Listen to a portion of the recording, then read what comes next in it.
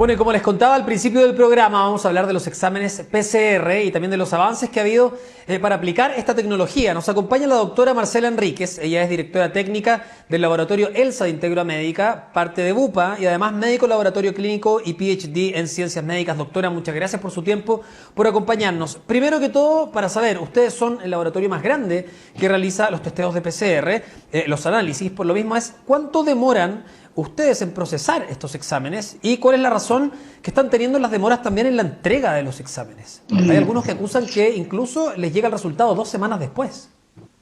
Sí, hola Humberto, mucho gusto. Sí, los exámenes de PCR para detección de SARS-CoV-2 son efectivamente una técnica compleja de no mediar problemas en el diagnóstico y en el análisis de la muestra del paciente. En general, el protocolo completo para detección de SARS-CoV-2 demora aproximadamente 5 horas por muestra, pero esto puede variar de muestra en muestra y de paciente en paciente porque a veces hay algunos problemas en el procesamiento que no son puramente de laboratorio, sino que tienen que ver con la interpretación de los resultados. Hay personas que presentan cargas virales límite y por lo tanto en nuestros algoritmo de control de calidad, nosotros hemos precisado una serie de repeticiones hasta poder estar seguros en el fondo del diagnóstico clasificatorio de el paciente. Pese a que este es un examen que se reporta como positivo o negativo, en la práctica no es un examen que uno tenga un diagnóstico escrito después de haber procesado la técnica, sino que es un diagnóstico que se interpreta dado en el fondo las pruebas y el resultado de amplificación que tiene la técnica completa.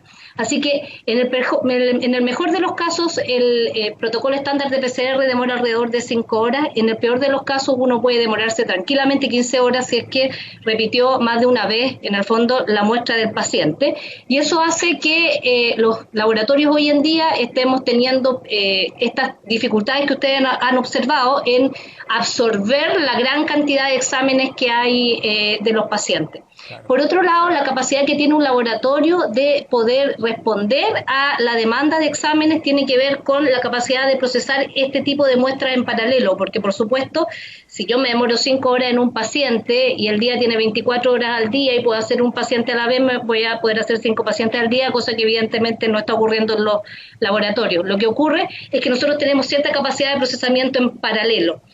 Pero esta capacidad de procesamiento en paralelo se asemeja mucho a lo que ocurre con una panadería, le explicaba yo alguna vez a una colega suya.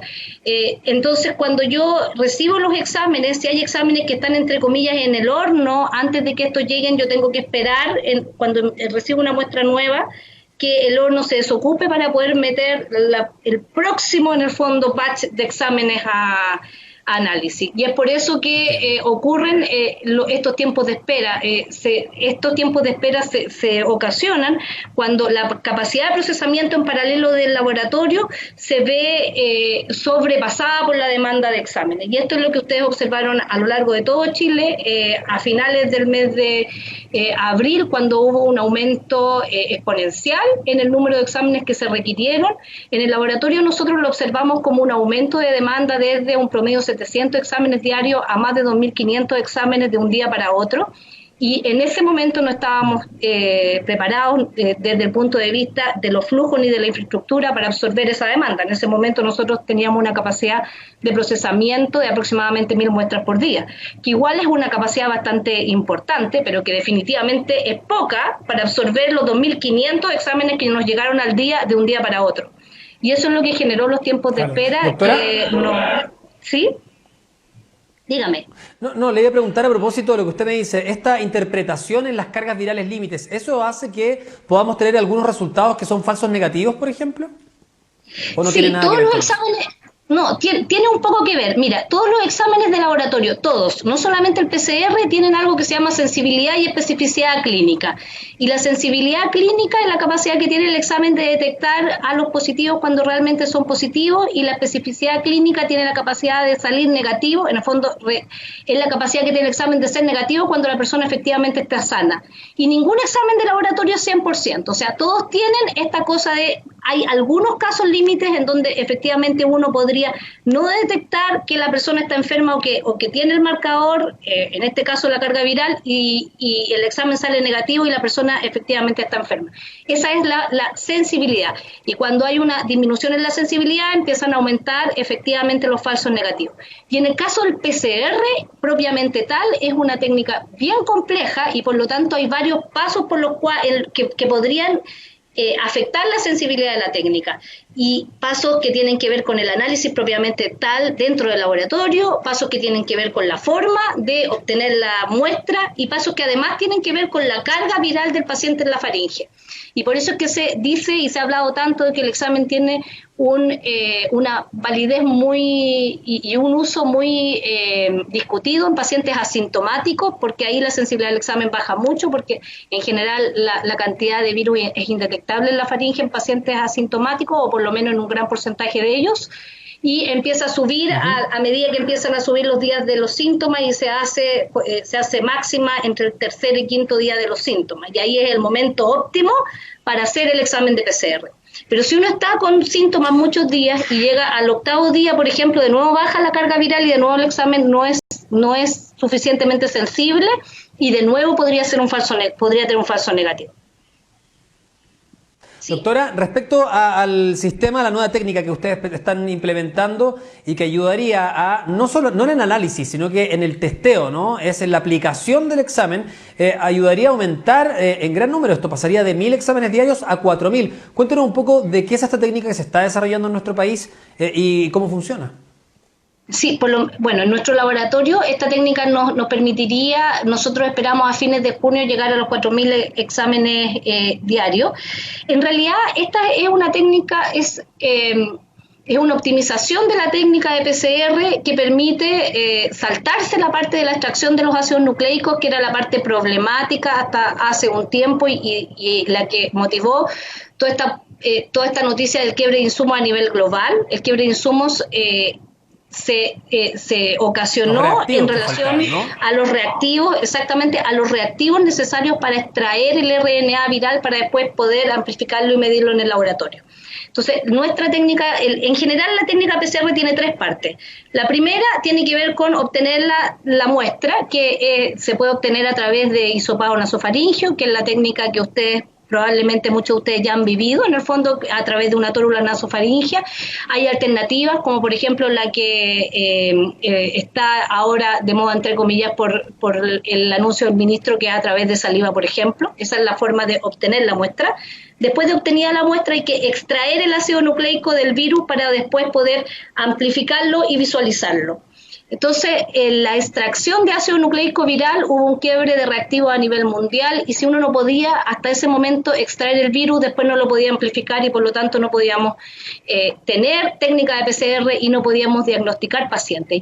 Y en ese estado estábamos a fines de abril, cuando nosotros, aquí en el laboratorio, y a nosotros nos afectó fuertemente este quiebre de insumos a nivel global por la gran demanda de pacientes que tenemos, y en ese momento fue que empezamos a trabajar en poder optimizar este protocolo para PCR sin extracción, en donde uno pasa directamente desde la obtención de la muestra a la amplificación del ácido nucleico, saltándose la parte de extracción de los ácidos nucleicos y sustituyéndola por un protocolo acortado que tiene que ver con una inactivación de los inhibidores de PCR, que es cortito, no es la hora y tanto que dura en el fondo, sino que dura 10 minutos por muestra. Y que por lo tanto, ¿Doctora? Por un lado nos posibilita, esperamos un poquitito, por un lado nos posibilita poder funcionar sin reactivos para extracción y por lo tanto nos independiza el quiebre reactivo, y por otro lado acorta significativamente el tiempo de procesamiento de esta de muestras que yo te decía, desde las 5 horas estándar a aproximadamente 3 horas. O sea, un súper avance. Ahora, respecto a eso, ¿qué nivel de certeza tiene el resultado que arroja y qué verificación tiene también esta técnica? Sí, mira, nosotros probamos, antes por supuesto de ponerla en rutina en el laboratorio, la validamos muchísimo. Hemos probado esta técnica en el momento en que se enviaron los resultados al ISP para informarles del cambio y para darles la evidencia de equivalencia de la técnica. Nosotros habíamos probado la técnica en aproximadamente 180 muestras clínicas entre positivas y negativas con un 100% de concordancia en la clasificación. Hasta después mandamos estos resultados a publicar con aproximadamente 300 casos y mantuvimos esta alta concordancia. En general en las muestras de rutina la concordancia se mantuvo en un 100%.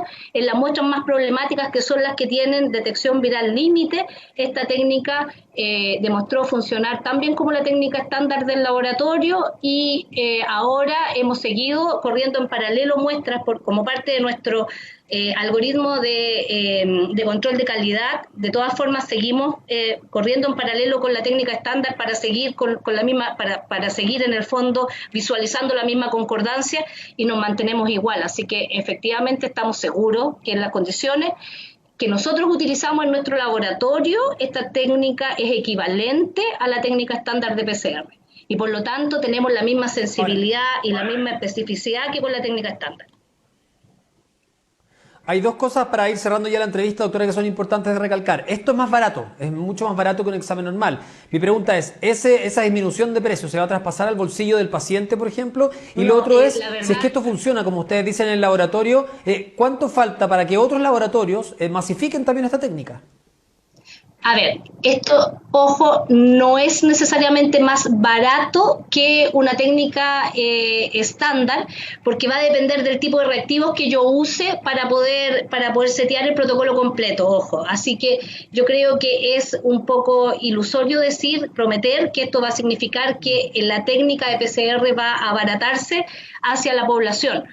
Para usar esta técnica, en el caso de nuestro laboratorio en particular, nosotros tuvimos que poner abajo un kit de detección y de amplificación de ácido nucleico más sensible y por lo tanto más caro que el kit que se usaba de modo estándar. Por lo tanto, lo que se ahorró, entre comillas, en insumos de extracción, se gastó en insumos de amplificación. Así que en general la técnica no es más barata, pero sí es una técnica que es posible de hacer en el setting de los laboratorios chilenos, en el sentido de que no es extremadamente cara y por lo tanto sí está al alcance, no solamente este laboratorio, sino que de todos los laboratorios chilenos. No necesita infraestructura especial, no necesita un kit que no podamos en el fondo financiar en Chile, etcétera. Pero no necesariamente es más barata que la técnica usual. Y la segunda parte de la pregunta, Humberto, perdón, ¿cuál era? Se me fue. No, es que iba relacionado a lo mismo, digamos. ¿Qué pasa que otros laboratorios no lo están usando o cuándo se podría llegar a masificar en todos los laboratorios esta técnica? Ustedes ya la pusieron Mira, disponible para el resto, ¿no?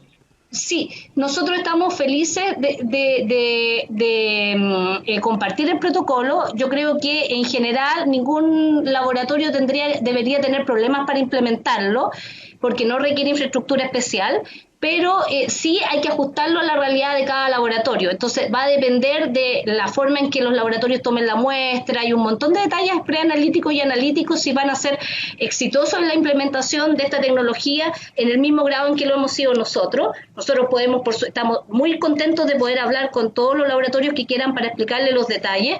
En general, con una buena validación, dependiendo del flujo de pacientes que tengan los laboratorios, debieran en un mes ser capaces de instaurar la nueva tecnología en su laboratorio, porque no es demasiado difícil, pero van a haber laboratorios que no lo van a poder hacer porque podría significar cambios importantes en los protocolos internos de cada laboratorio. Entonces, es algo que hay que evaluar de laboratorio en laboratorio y de protocolo en protocolo. Doctora Marcela Enríquez, muchas gracias por su tiempo, por haber conversado con nosotros y explicarnos esta nueva técnica acá en Futuro 360. Que esté muy bien. Gracias, Humberto. Hasta luego. Nosotros nos vamos a ir a una pausa muy breve y continuamos con la segunda mitad del programa Futuro 360 acá en CNN Chile. Espérennos.